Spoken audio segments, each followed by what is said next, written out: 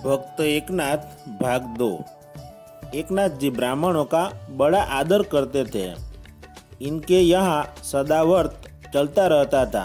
सबको अन्न बांटा जाता था।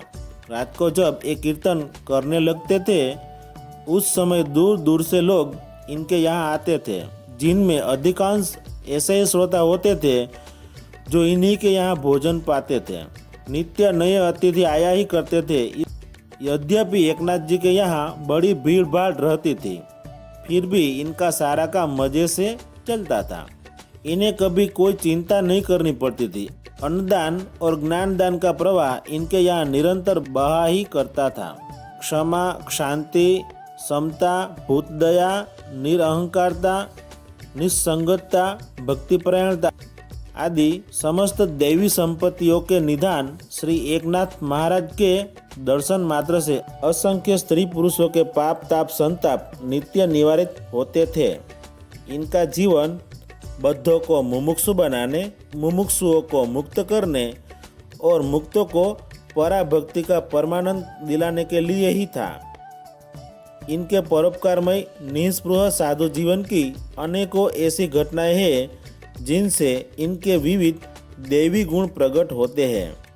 इनके जीवन की कुछ विशेष घटनाओं का उल्लेख यहाँ किया जाता है। पहली घटना है, एकनाथ महाराज नित्य गोदावरी स्नान के लिए जाया करते थे। रास्ते में एक सराय थी, वहाँ एक मुसलमान रहा करता था। यह उस रास्ते से आने जाने वाले हिंदुओं को बहुत तंग किया करता था। एकनाथ महाराज को भी इसने बहुत तंग किया। एकनाथ महाराज जब स्नान करके लौटते तब यह उन पर कुल्ला कर देता। एकनाथ महाराज नदी को लौटकर स्नान कराते, यह फिर उन पर कुल्ला करता। इस तरह दिन में 5-5 बार इन्हें स्नान करना पड़ता। एक दिन तो इस अत्याचार की सीमा हो गई। 108 बार उस यवन ने इन पर पानी से कुल्ला किया और 108 बार ये स्नान कराए, पर महाराज की शांति और प्रसन्नता ज्यों की त्यों ही बनी रही। यह देखकर वह यवन अपने किए पर बड़ा लज्जित हुआ और महाराज के चरणों में आ गिरा। तब से उसका जीवन ही बदल गया। एकनाथ जी की घटना 2। एकनाथ महाराज के पिता का श्राद्ध था। रसोई तैयार हुई। आमंत्रित ब्राह्मणों की प्रतीक्षा में आप द्वार पर खड़े थे। उधर से 4-5 महार निकले। मिठाई की सुंदर गंध पाकर वे आपस में कहने लगे, कैसी बढ़िया सुगंध आ रही है। भूख न हो तो भूख लग जाए, पर ऐसा भोजन हम लोगों के भाग्य में कहाँ। एकनाथ महाराज ने यह बात सुन ली और तुरंत उन महारों को बुलाकर उन्हें उस रसोई से अच्छी तरह भोजन करा दिया और कुछ बचा वह भी गिरजाबाई ने इन महारों के घर वालों को बुलाकर खिला दिया। फिर स्थान को भली भांति धो लिपकर ब्राह्मणों के लिए दूसरी रसोई बनाई गई। पर निमंत्रित ब्राह्मणों को जब यह बात मालूम हुई तब इनके क्रोध का पार नहीं रहा। उन्होंने एकनाथ को धर्मभ्रष्ट समझकर बहुत अंट संट सुनाया और फटका कर कहा, तुम्हारे जैसे पतित के यहाँ हम लोग भोजन नहीं करेंगे।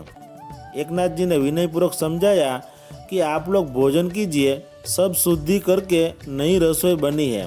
पर ब्राह्मण नहीं माने। तब हारकर यथाविधि श्राद्ध का संकल्प करके एकनाथ महाराज ने पितरों का ध्यान और आह्वान किया। स्वयं पितर मूर्तिमान होकर प्रकट हो गए। उन्होंने स्वयं श्राद्धान्न ग्रहण किया और परितृप्त होकर आशीर्वाद देकर अंतर्ध्यान हो गए। ब्राह्मणों को जब इस बात का पता लगा तब वे बहुत लज्जित हुए। एकनाथ जी की घटना 3। बार आधी रात के समय 4 प्रवासी ब्राह्मण पैठण में आए और आश्रय ढूंढते ढूंढते एकनाथ जी के घर पहुंचे। एकनाथ जी ने उनका स्वागत किया। मालूम हुआ कि प्रवासी ब्राह्मण भूखे हैं।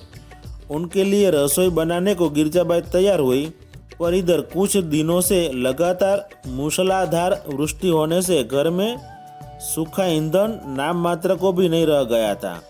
इतनी रात में अब लकड़ी कहाँ से आए। एकनाथ जी ने अपने पलंग की नीवार खोल दी और पावा पाटी तोड़कर लकड़ी तैयार कर दी। पैर धोने के लिए ब्राह्मणों को गर्म पानी दिया गया। तापने के लिए अंगीठियाँ दी गई और यथेष्टि भोजन कराया गया। ब्राह्मण तृप्त हुए और एकनाथ जी को धन्य धन्य कहने लगे। एकनाथ जी की घटना चौथी। काशी की यात्रा करके एकनाथ महाराज जब प्रयाग का गंगा जल कांवर में लिए रामेश्वर जा रहे थे, तब रास्ते में एक रेतीला मैदान आया।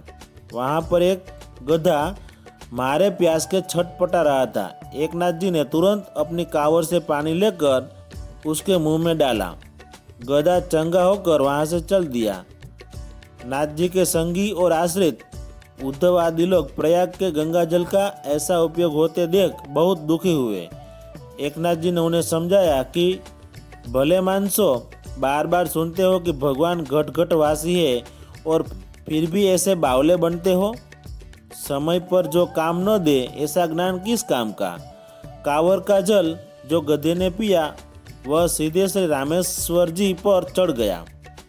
महाकवि मोरोपंत एकनाथ महाराज के इस कृत्य को लक्षवी प्रभोजन के समान पुण्यप्रद कहते हैं।